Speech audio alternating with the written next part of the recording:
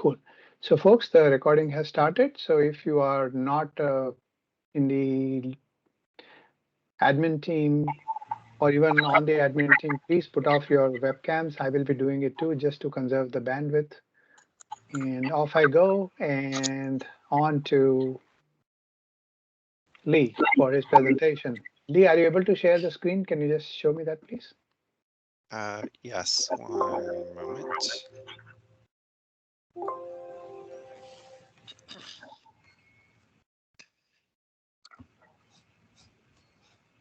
Yes, I can see it. Okay, very good. Perfect. So good afternoon, everyone. I'm glad that you could join us today. If you're here to learn about 4 focus points in a new DBA role, then you've made it to the right meeting. And just want to say thank you to the virtual user group here for inviting me. I definitely appreciate the opportunity to share with you. A little bit about me. I've been in IT roughly 14 years and got my start with SQL Server through an application that I was monitoring or that I was managing that had SQL Server underneath it. I was exposed to transactional replication. I dipped my toes into SQL Server reporting services and did some development there and really liked my overall experience. And through that experience on the job and some studying, I was able to get my first certification way back, what feels like forever ago, in May 2013.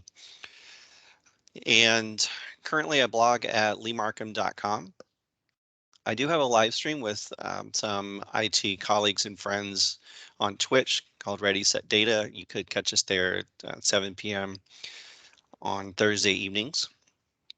Currently, I work as a cloud database administrator at Upland Software.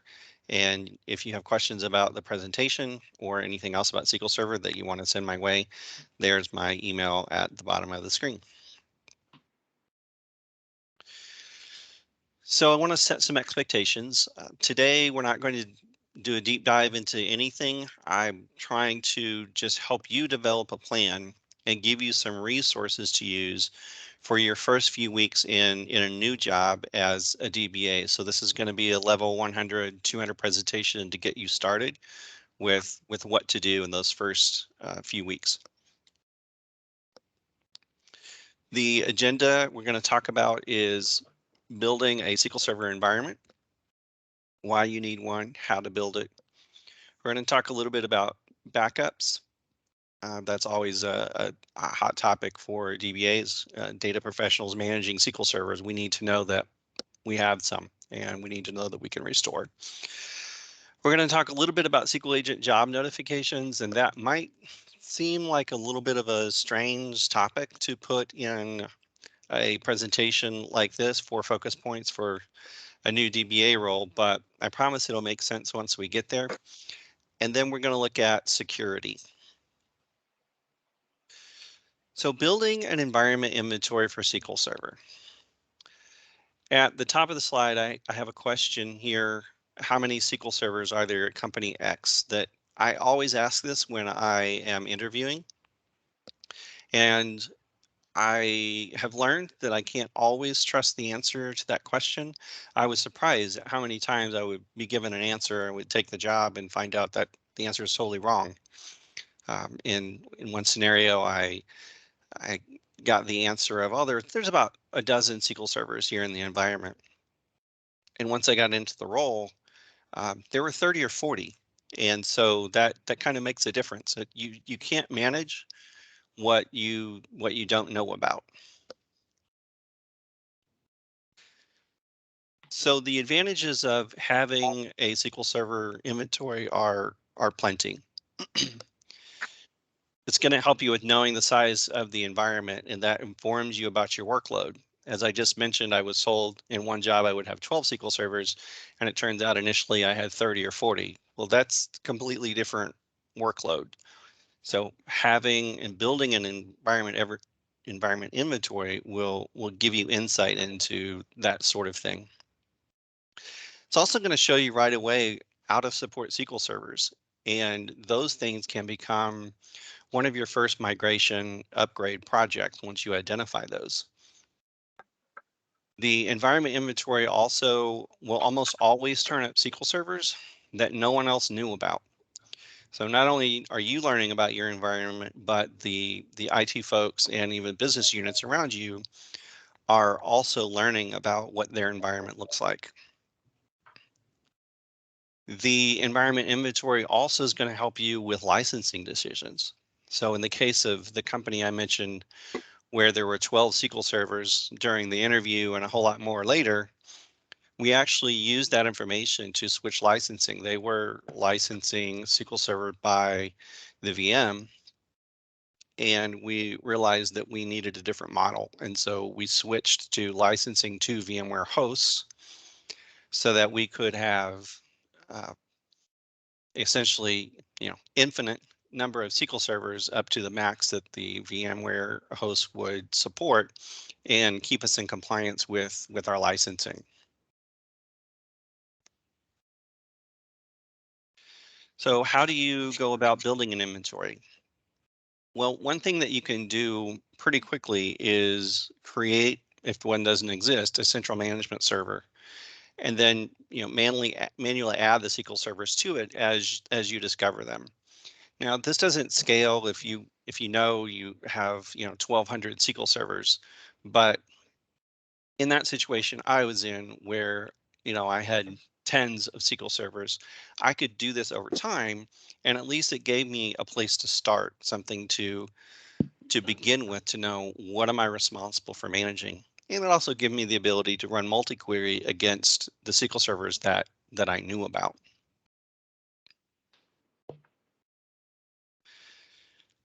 So another way to build yourself an inventory of your SQL Server environment is to use the MAP toolkit, the Microsoft Assessment and Planning Toolkit.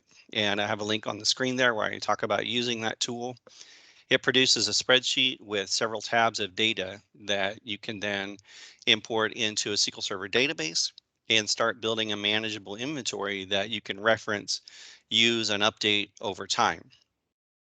And not only is there some information in that link about how it works, but there's a link out to the official map documentation as well that can answer questions about how to use it.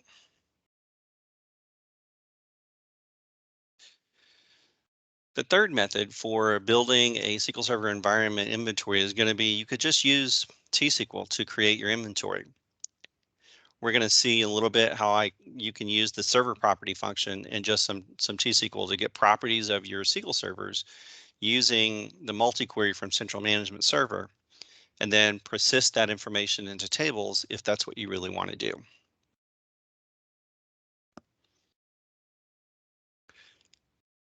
So the fourth method is you can use PowerShell to create your SQL Server inventory. And I have a link to a blog post where I talked about how to do that. And there are a couple of options within PowerShell. They have the native SQL Server module that you can import and use. And then there's also the increasingly popular DBA tools module that has all kinds of commands that you can use with SQL Server, and some of those will allow you to actually create an inventory. So let's go ahead and look at a couple of ways to build that inventory. So the first thing I'm going to do, because this is built for multi-query, is I'm just going to copy all of this. And I have a central management server set up here on my local machine. I have 2017 and a 2019 instance. So we'll drop that into the multi-query connection. And I'm just going to create a SQL Server utility database, DBA utility, and then we're going to step into that database. I'm using the more modern Creator or Ultra View to do some of this work. I do have in this script this older if exist drop it. So if you have things that are older than 2016, You could substitute this for the create or alter view. I have this in here partly because a lot of people don't know that you can do that yet. So I just wanted to show that that's in here. So the first thing I'm going to do is create this view just called get SQL Server properties. And like I mentioned, here's the server property function. You're going to pass some properties into it. I have a case statement here so that I don't have to remember what versions these all are. No, I don't have SQL 7 or 6.5. I really had hoped that wasn't necessary, but someone just recently said that they had to work on that. So I'm sorry if that's still you. And then I'm going to get, yeah, I'm going to get the cumulative update level and then the additions such as, web edition, is it standard, that sort of thing. So I'm going to go ahead and create this.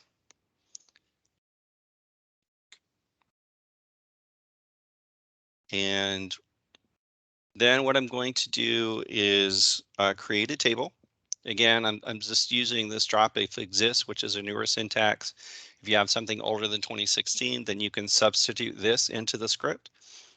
And then you would actually need to make one other change, which I'll talk about in a minute. So I'm just making this table, an identity property for primary key, and some of the same information that I'm going to get back from the server property.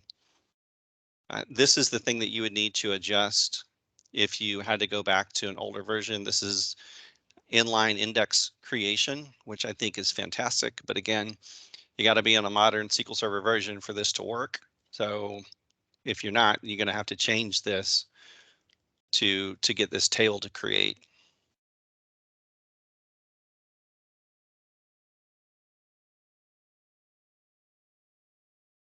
And then I'm going to create a stored procedure just to do a little insert.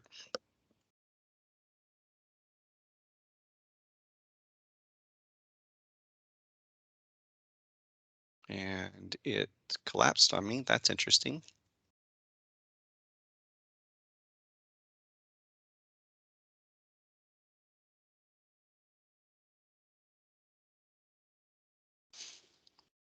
And so how would you use this? What would you do with this? So this is an example of just calling the data from the view itself that you've now created on both of these SQL Server instances in a new DBA utility. So here's the information I get back from my system, and the computer name, instance name, product version, and so forth.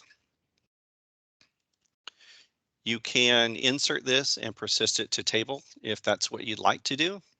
Just call that stored procedure, and we've got one row each in each of the two SQL servers. And then I can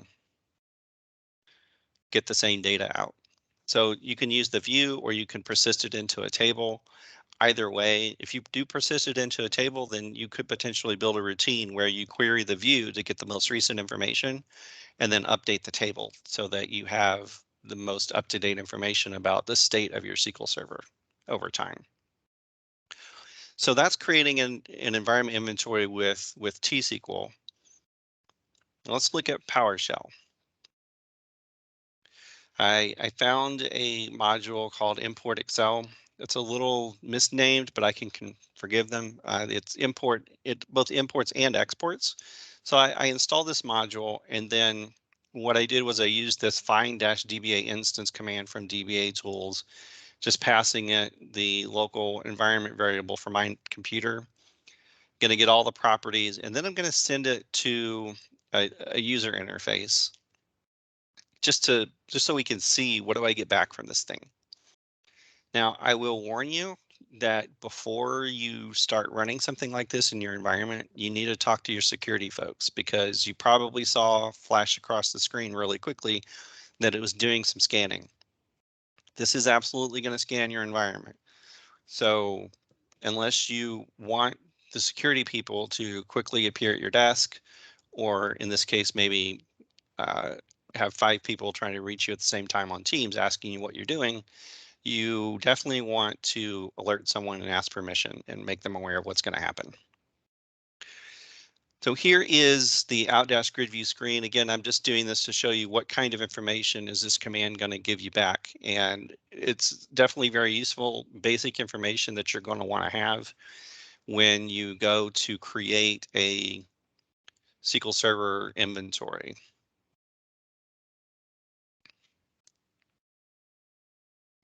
So this next section, what I'm doing here is I'm going to create an Excel called find-DBA instance output. I'm defining some targets. So this is the target SQL instance, a database, schema, and a table that I'm actually going to create with this -force command right here out to the far right. So once I do this, I'm going to then import that Excel. I'm going to read that file. Then I'm going to write the information to a table and pass in the variables that I've defined above. And then it should read that same information back out of that SQL Server instance, just so you can confirm, yes, in fact, it did work. So let's go ahead and run that. Again, you can see quickly the scanning that it's going to do, and boom, we're done. Here's the output down here from that table that it created. And you can see the kind of information that you get back. And certainly there's a lot in there. If you decide, I don't want all that, then just change the data in the database, drop the columns, whatever you want to do with it. This is to get you started on building something so that you can become aware of what's in your environment. This bottom part does the same thing I just walked through, except for this line right here, number 18. This is going to point it at Active Directory. So here's definitely where you're going to want to talk to your security folks. It's going to find all the computers that have SQL in the name. Now, this makes a couple of assumptions. The first assumption is that there is some sort of naming convention that makes sense, so that if a computer has a SQL Server instance on it, that it has SQL in the name. I know that's not always the case, so I'm just pointing this out as a limitation. And then the other thing that it assumes is that Active Directory is being maintained in some way so that you don't get a bunch of dead computers that don't actually exist. Again, pointing it out as a limitation, just something for all of us to think about if you would want to do something like this. Now, I can't demo this because I don't have Active Directory, in my home computer environment, but just wanted to show you that you could extend the little demo I did at the top to an enterprise environment by using this get-AD computer.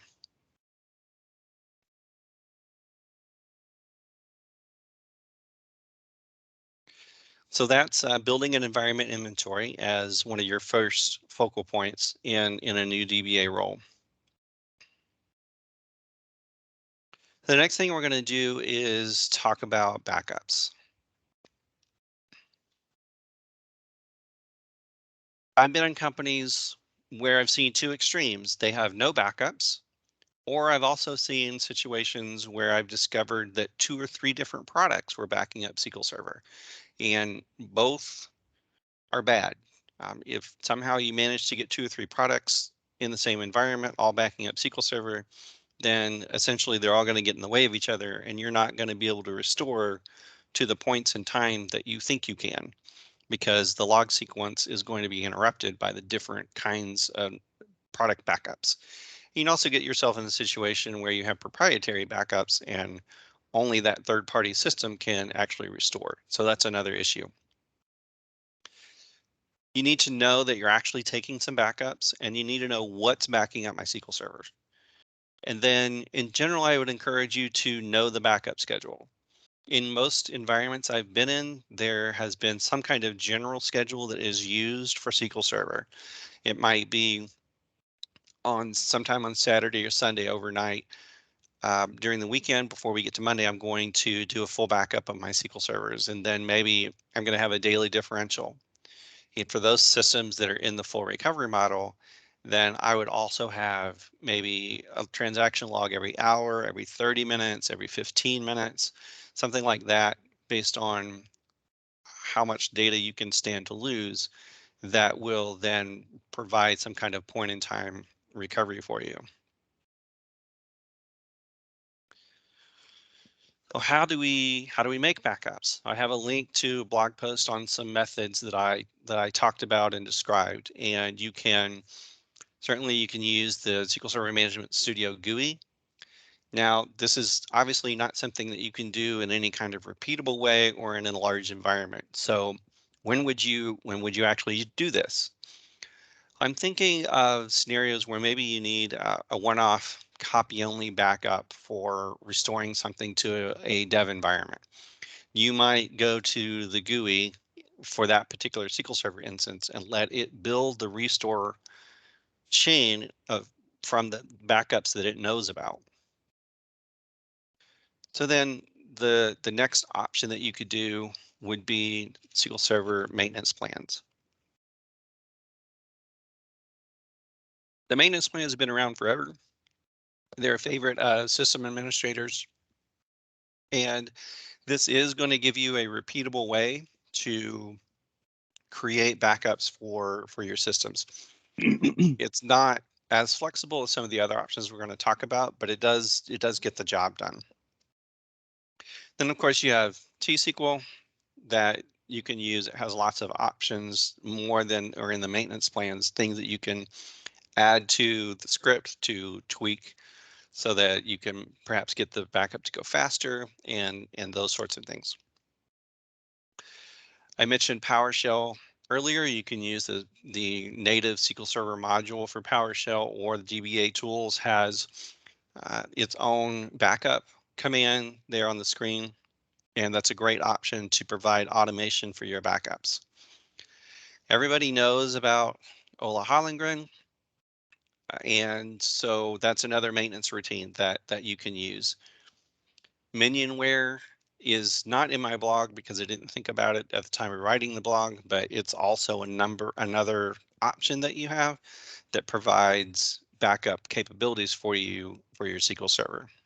So we have lots of options for backing up. Look at a little bit of a demo here just to find some information about what's going on with your backups. Remember, I talked about you need to know what's backing up your SQL Server and that sort of thing. So this top part I pulled out from SP Blitz and added some comments to it, so it's a little easier to follow what exactly is this doing. And so what this does is I'm going to look at systems that haven't had a full or databases that haven't had a full backup in the last 7 days. Those databases, you can see from these lines, these databases are not in some sort of log shipping configuration. It's not a database snapshot. And I also added this so that you can kind of see more clearly that it's never had a backup. So let's go ahead and take a look at that.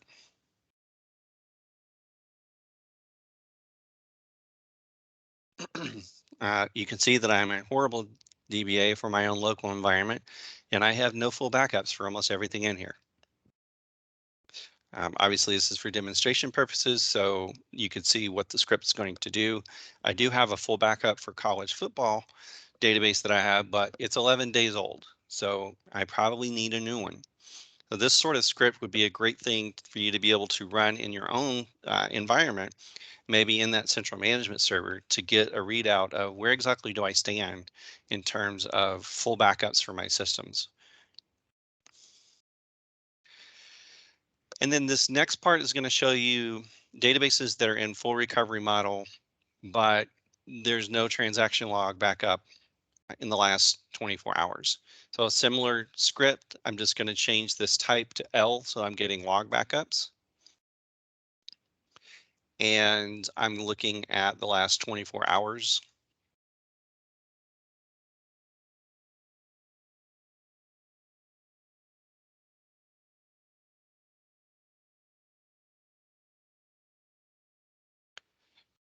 Here, I'm not successful as a DBA again in my own environment because I don't have log backups for these two databases here. It's been over, I don't have any kind of log backups. I'm still not succeeding very well with college football because it's been 11 days since I've had a log backup. So again, this is another thing that you can do to see the state of things in your environment. And certainly you could, between these two scripts, do a union all and see full and log backup information for stale databases in the same query results. The next thing you could do is just run the entire SP Blitz utility. SP Blitz is from the first responder kit. You can find out on GitHub. The thing about this is it's a great utility. If you're focused on backups, this is going to give you way more information than that. And if you're like me, you might see this information and that's what you're interested in, but you also see other things in here.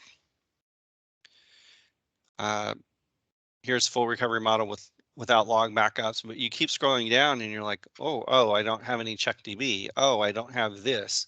And pretty soon you've chased 20 rabbits in 20 different directions and you haven't fixed the problem that you came for. So it's a great tool. Just try not to let all its great information distract you.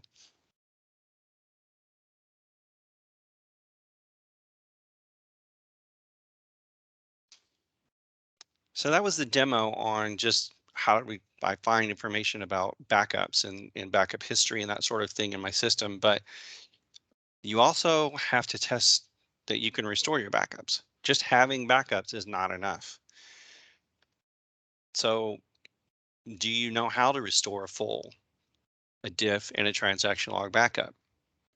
How are you going to do it? Are you going to use the GUI like we talked about? Are you going to use T-SQL? Is it PowerShell? Are you going to use the third-party software that is doing the backups for you? Maybe you're not using those other options we talked about, and a third party is doing it, and you can only restore from that third-party utility. Are you familiar enough with the third-party utility that you're confident you could do it?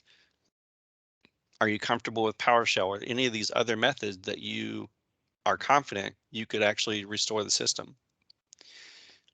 And then beyond that, once you do test a restore, sometimes you find that your backup files aren't any good.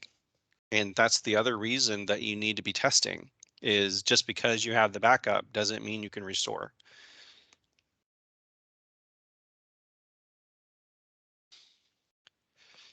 So the next focal point for a data professional in a new role managing SQL Server is going to be SQL Agent job notifications. I firmly believe that if a job is worth creating on SQL Server, then it's also worth knowing when it fails.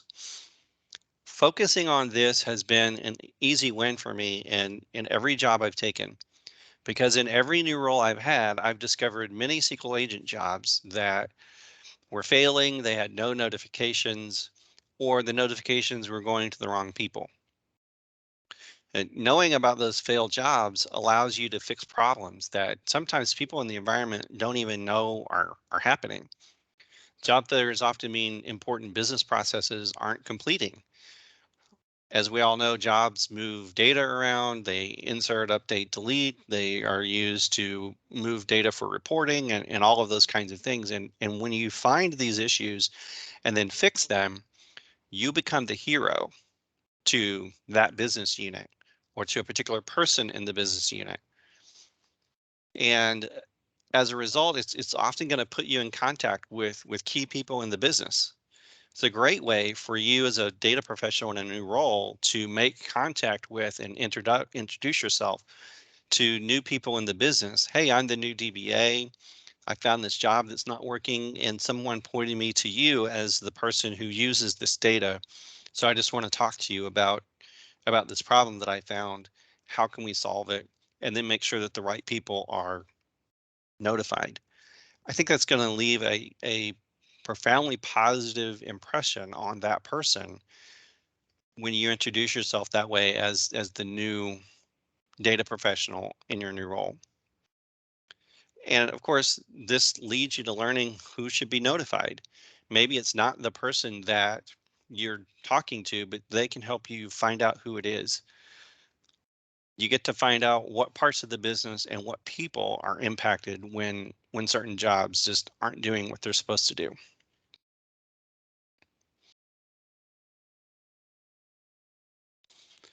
So how do you find the SQL agent jobs that are failing? And I have a blog post there that talks about finding those failed jobs. How do you find SQL agent jobs where you don't have operators assigned? Well, you can do a couple of things here. Basically, you can manually look at the job activity in the activity monitor that is found under the SQL Server agent node in SQL Server Management Studio. And you can sort on status and group all those failed jobs together and then investigate them. And that's fine for one-off investigation, but it doesn't scale very well. So then obviously the next option is you can query the MSDB database where the SQL agent job information is held in the first place. So let's go ahead and look at a demo about that. And here's a script that's going to find failed SQL agent jobs. I'm just connecting into the sysjobs in MSDB, joining on the sysjob history and the steps. And from history, I'm going to get the run status where it's 0, where the job failed. And sure enough, we have a failed job. I don't have a description in here, so I'm already failing again as a DBA because I didn't provide a job description. Here's the last time it ran, and here's what's wrong with it. So this gives you quickly some information about why this job failed the last time it ran. In this case, it's because I made it fail on purpose. I'm just trying to query a table that's not there. And I actually do use that, by the way, and we'll talk about that a little bit later. But what if, how do I find jobs that don't have any kind of email operator? I'm going to look again at sysjobs and join to schedule the job schedules and the system schedules where the job is enabled, because we don't, if it's not enabled, we probably aren't as interested in it. And where the notify level is 0, which means there's no email operator assigned, and there's an enabled schedule. So the job's enabled, it has an enabled schedule, which means it should be running on some sort of regular basis. And when it fails, we're not going to know about it, at least not through database mail. And that's very interesting.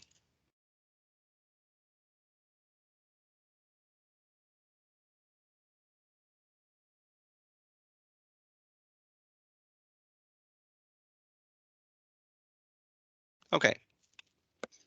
So here we have a job that's failing, and again, you get the basic information about what the problem is. So we found the problem. What are we going to do about it? How are we going to fix this issue? You can come in and use this SPAD operator to create an operator, and here I'm just calling it DBA team. You give it an email address that it can send to, and then you can use some T-SQL here to generate a command that you can then run. Now, I realize that you could just run the command through SP execute SQL. I like to see it before I run it because I'm paranoid. So in this case, we're going to get some output here, and you can copy this out. And once you eyeball it and you say, yep, that's what I'm expecting, and copy it out, run it, and it will fix the job that has an issue. Obviously, if it detects multiple jobs, you're going to have multiple queries to run from the result set. So that's how you're going to use T-SQL to find jobs that don't have notifications. They aren't going to tell anybody when they're not working. And the other potential solution here is that you might have a third-party monitoring system that actually alerts you, and that's totally fine. Just be aware that the purpose of talking about this part is if it's worth creating the job, it's worth knowing whether it's working or not. So you need something that gets you that information.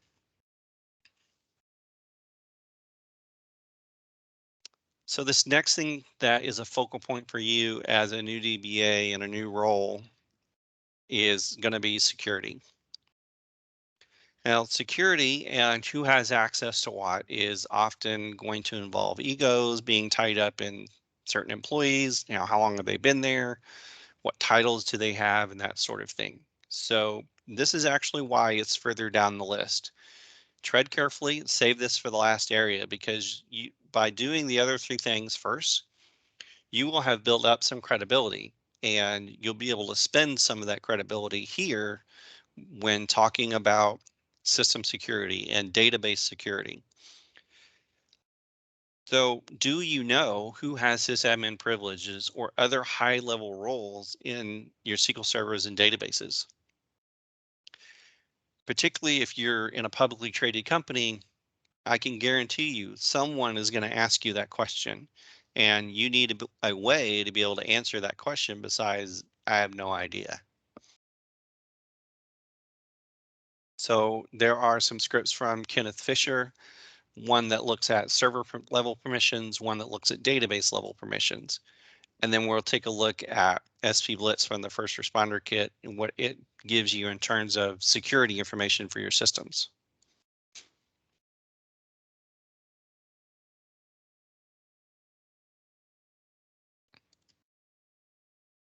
Initially, this is just a script I built to find sysadmin roles, server principals in their roles that weren't the built-in NT service account. Just to get you started with how do I get some information. So here you can see I have 3 principals that are sysadmins, and you know, if you weren't familiar with Map Toolkit and you saw this, you'd be like, well, what is that? I need to figure out what that is. I don't know what it does, but it maybe has way too much access. So that's the beauty of something like this. It tips you off to things that you might want to go investigate. For server level permissions, let's say you want to focus specifically on who's in that sysadmin role. Then you can get the script from Kenneth Fisher, deploy that, and then run it using this at role value. And here it tells you the sysadmin server role, and it gives you that similar list. But the wonderful thing about this is it gives you a drop script and an add script. So when or if you determine, oh, that map toolkit thing, we need to get rid of that, or whatever user it is. Someone says, oh, that user's old. We don't need that. You can verify that, etc. You have a nice drop script that can help you get rid of that information, that login. Let's say again that map toolkit login or some other principal has piqued your interest and you want to see, well, what's the deal with that particular principal? So still using SP_SRV permissions, you can pass in their principal name and see what roles it's been granted. And again, you have the drop and add script. Let's say you drop it and everything breaks. You can use this add script to help you begin to fix the problem. From a database perspective, let's say you're interested in a particular database and you switch to using this SP_DB permissions, you can pass a database name to this particular stored procedure. And these are all your built-in roles, but this looks kind of interesting. You have a college football app principal. Well, I wonder what that does. What roles does it have? So in the second set of results, you can see that you have this principal in this DB data reader role. Again, you have the drop and the add scripts, and you have another output here that gives you database connect permission information, again with the revoke and a grant. If you wanted to do this across all your databases, you just pass at DB name the all value. Do be aware that Kenneth puts in his notes that this does use a cursor to loop through all the databases. So if you have 200, 300, 400 databases on a SQL server, this might take just a wee bit of time. So be aware of that before you pass in all. So then the next thing that you can do is execute SP Blitz on a particular SQL instance to get it to tell you what the state of the security is for your SQL instance. Again, this takes a little bit of time. Like I told you before, if you're just interested in security, this is going to spit out a whole lot of other information that might distract you from your goal. Security information, interestingly enough, is down toward the bottom of the output here. And we have these two rows about sysadmins. You do get a script or a link out to a blog post that tells you about it. And of course, you get the information about what's the principle that's in this role.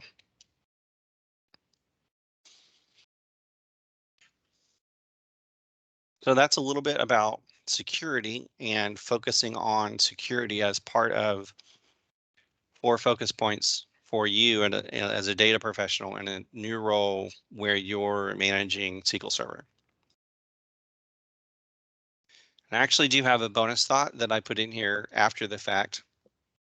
I just want to talk a little bit about monitoring. I feel like this is something that you should think about early on. What kind of monitoring is in place? As a data professional, you need to have some sort of insight into the performance of your environment. Otherwise, you're kind of flying a bit blind. And when you get asked to look at something that is a problem or was a problem 2 days ago or 2 weeks ago, you won't have anything. There are third-party options and lots of possibilities for purchasing third-party software. I'm not going to go over what those are. It's really easy to find out with a simple Google search. The one advantage that I do think they have is these platforms have been around for a number of years, and they have teams upon teams upon teams of people who've built them, which means they've usually hit the kind of gaps or snags that you might have if you try to roll your own. And so to save yourself a little bit of pain of creating your own and finding a gap and then fixing it and repeat and rinse, a third-party platform might be a nice solution in that case. The other thing that you could do is use a first responder kit. Various parts of that kit, which you can find out on GitHub, can be logged to a table. And then you can interrogate the table for information about what performance was like yesterday or 2 days ago, or however long back you want to go.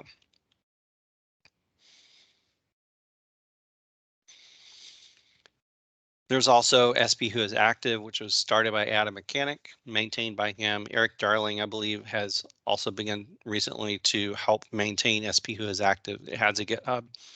And like the first responder kit, you can log that information to a table and interrogate that to find out what the performance was like at a particular point in time. There continue to be enhancements to that and to the information that it outputs. So it's certainly worth investigating. Then there's Query Store, which is a native, basically flight recorder for SQL Server. It came out in 2016, and I have a blog post in that Query Store category that gives you an overview of what Query Store can do for you.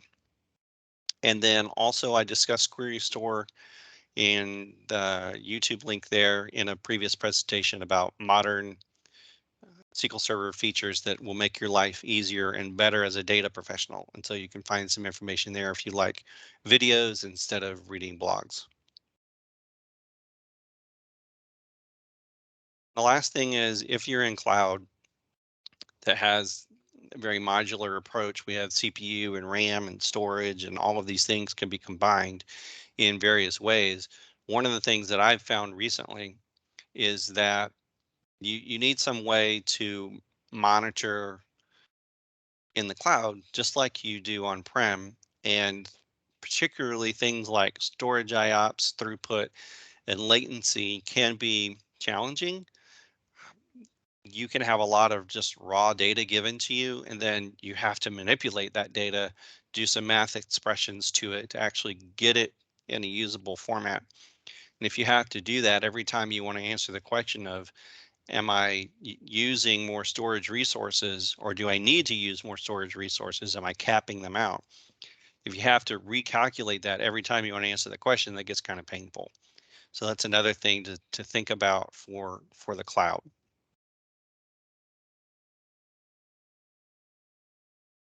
So 5 focus points in a new DBA role. We talked about building a SQL Server inventory, and we looked at T-SQL and PowerShell and how you could use Central Management Server to help you build an inventory so you know what it is that you're managing. We then looked at backups, and we talked about how you need to know what's backing up your system. You need to have some knowledge of the general schedule. And then you need to not stop there, but you need to be able to know that you can restore. Can you actually perform a restore, and does it work? Then we talked a little bit about SQL Agent job notifications, where as a data professional in a new environment, you can actually become the hero by finding and fixing problems that sometimes people don't even know are happening. We took a brief look at security. How can you find out who is in those high-level roles that identify users' principles that could be used by someone with malicious intent to hurt your system? Every principle that's in some kind of high-level role is an attack vector. And so it matters to know, do I have 10 people and 10 principals in those roles, or do I have 10,000?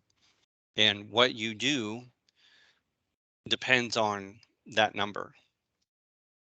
And then we talked a little bit about monitoring it as a focal point for you as a new person in a new role handling SQL Server.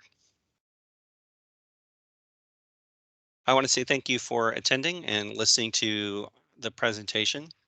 We can, at this point, move on to questions, and I'll put my contact information up. Sure. Hey, thanks, Lee. This was awesome, man. I tell you, every time you listen to something like this, you think, geez, why did I not do this, right? So Sure. this Tom Likely has asked a question. What do you think about SQLWatch.io? SQLWatch.io. Yeah, that must be a third-party product, I guess. It sounds like it is. I'm not familiar with it, so I don't have an Okay, opinion. Sorry. no worries. And then Ming has asked if, what about the native SQL data collection or perfmon? Yes. So I think it's great for smaller systems. I think it's great for one-off targeted scenarios where you know you have a problem between 1 and 3 in the morning, and you need to collect a little more information than your third-party tool is collecting, or maybe you don't have anything. Certainly, if you don't have anything and getting something else is going to be a ways away, then perfmon and the data warehouse collector could be a substitute, could be a place to get you started.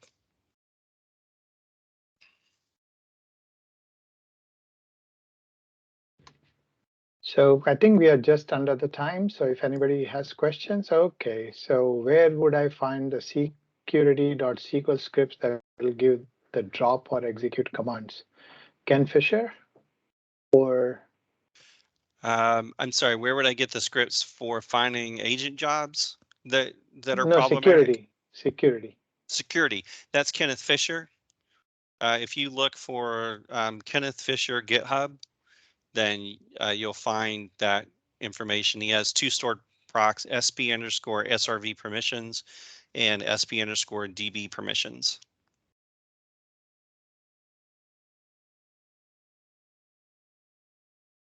One of the things that always comes to my mind, and in addition to what you just said, right, is not just knowing the technology, but also finding out who the players are. Because as a DBA, if you don't know who your customers are, you can get into some serious trouble. And Yeah. No, seriously, and I almost call it as a resume regenerating event. And you might want to watch out against that too. So yes, there is technical part to it. Most of the developers and non-technical people make a lot of jokes about DBA and their social skills, but do not forget to reach out to the internal or external customers, have meetings with them because they can actually make or break your career. So there is a question here. Oh, somebody did say Ted Higgins sent the link to SQL Watch IO.github. Is everybody able to get to that chat? A couple of A or nay will help.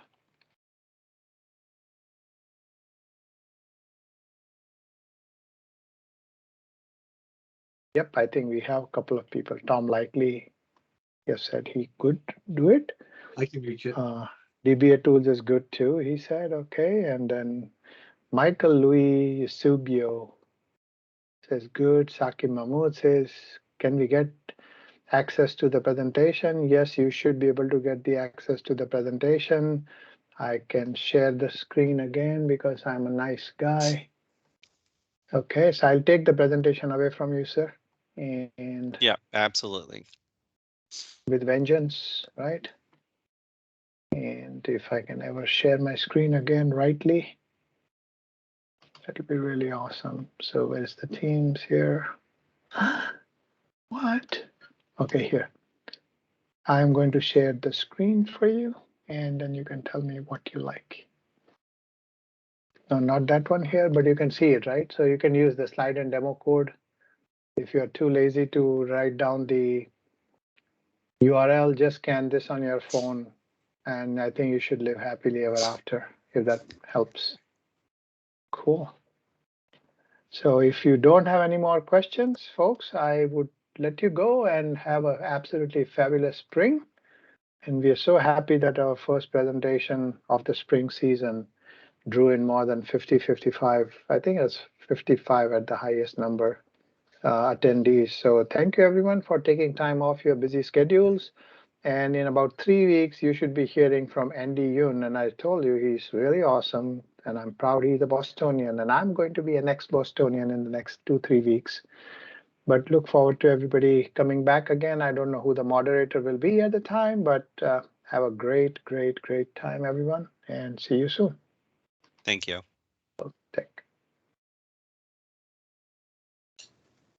And stop the recording. Yeah, yes, I'm just trying to figure out how would I do that.